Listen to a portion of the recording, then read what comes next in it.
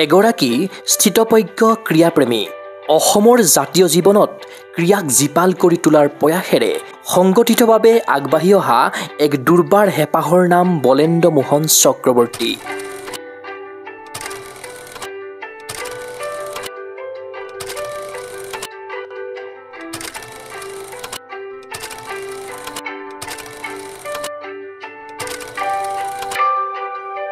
সপোন দেখিছিল তেওঁ এগৰাকী খেলুৱৈক জাতিৰ প্ৰাণৰূপে প্ৰতিষ্ঠা কৰাৰ।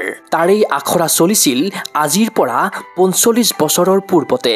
সুদক্ষ খেলুৱৈ, জাতিৰ গৌৰৱ, দেশৰ সম্পদ শ্লোগানেৰে প্ৰথমখন অসমীয়া ক্ৰীড়া আলোচনী অভিৰুচিৰ জৰিয়তে তেওঁ আৰম্ভ কৰিছিল এক অভিলাষী আঁচনি।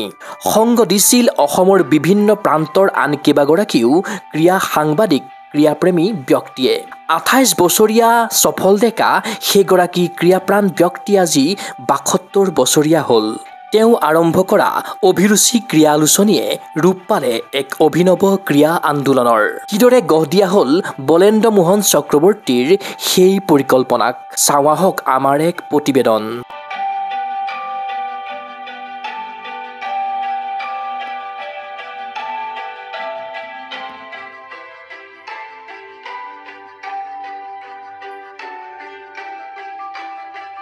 ক্ৰীড়াৰ মাধ্যমেৰে জিলিকাম লুইতৰ পাৰ, এই সপোনকেই সৰুগত কৰি ক্ৰীড়াক জনসাধাৰণৰ মাজলৈ আগবঢ়াই নিয়াৰ মানসেৰেই বলেন্দ্ৰ মোহন চক্ৰৱৰ্তীয়ে অভিৰুচি ক্ৰীড়া আলোচনীৰ পাছত ১৯৮৪ চনত আৰম্ভ কৰিছিল আন এক অভিযান। অসমৰ সৰ্বকালৰ শ্ৰেষ্ঠ এথলীট ১৯৬৬ চনৰ বেংকক এছিয়াডৰ ৮০০ মিটাৰ দৌৰৰ স্বৰ্ণজয়ী পূৰ্বাঞ্চলৰ প্ৰথমগৰাকী অৰ্জুন ভোগেশ্বৰ বৰুৱাৰ জন্মদিন ৩ ছেপ্টেম্বৰত আৰম্ভ হৈছিল অভিৰুচি ক্ৰীড়া দিৱসৰ পৰিকল্পনা। সেয়া ১৯৮৪ চনৰ কথা। এগৰাকী ক্ৰীড়াবিদৰ জীৱনকালতেই আৰম্ভ হোৱা এই অভিনৱ ক্ৰীড়া আন্দোলনে আজি ৪২টা বছৰ অতিক্ৰম কৰিলে। সমগ্ৰ দেশতে আজি চৰ্চিত হৈছে বলেন্দ্ৰ মোহন চক্ৰৱৰ্তী আৰু তেওঁৰ অভিৰুচি গোষ্ঠীৰ ক্ৰীড়া দিৱসৰ পৰিকল্পনাৰ কথা। ক্ৰীড়া মহীৰূহ শ্ৰী ভোগেশ্বৰ বৰুৱাৰ জন্মদিনৰ এই অনুষ্ঠান সমগ্ৰ ৰাজ্যতে শতাধিক স্থানত উদযাপিত হৈছে বিভিন্ন কাৰ্যসূচীৰে। দেশৰ ক্ৰীড়া ক্ষেত্ৰত সামূহীয়া দৌৰ কাৰ্যসূচী আজি সমাদৃত হৈছে।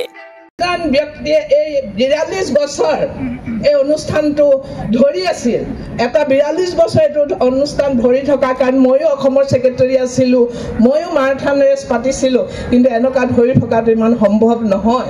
কিন্তু এনেকুৱা এই বয়সলৈকে ল'ৰা ছোৱালী গ্ৰুপ সকলোকে লৈ সকলোকে সান্তনা দি বিভিন্ন ক্ষেত্ৰত তেখেতে আগুৱাই আৰু গৈ আছে। তেখেতৰ এখন কলেজ আছে, তাতো ল'ৰা ছোৱালী খেলা ল'ৰা ছোৱালীক সুবিধা দিছে।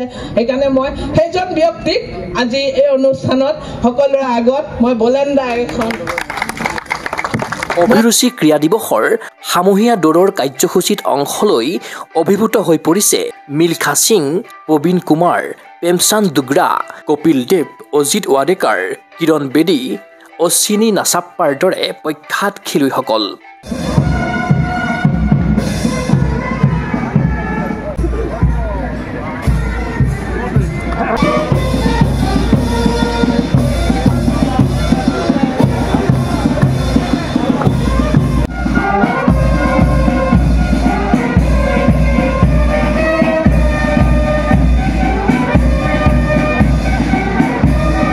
এই মহা আয়োজনৰ লগে লগে বলেন্দ্ৰ মোহন চক্ৰৱৰ্তী আৰু তেওঁৰ দলে আৰম্ভ কৰিছে অভিৰুচি কলেজ অৱ ফিজিকেল এডুকেশ্যন নামৰ এক শাৰীৰিক শিক্ষা প্ৰতিষ্ঠান।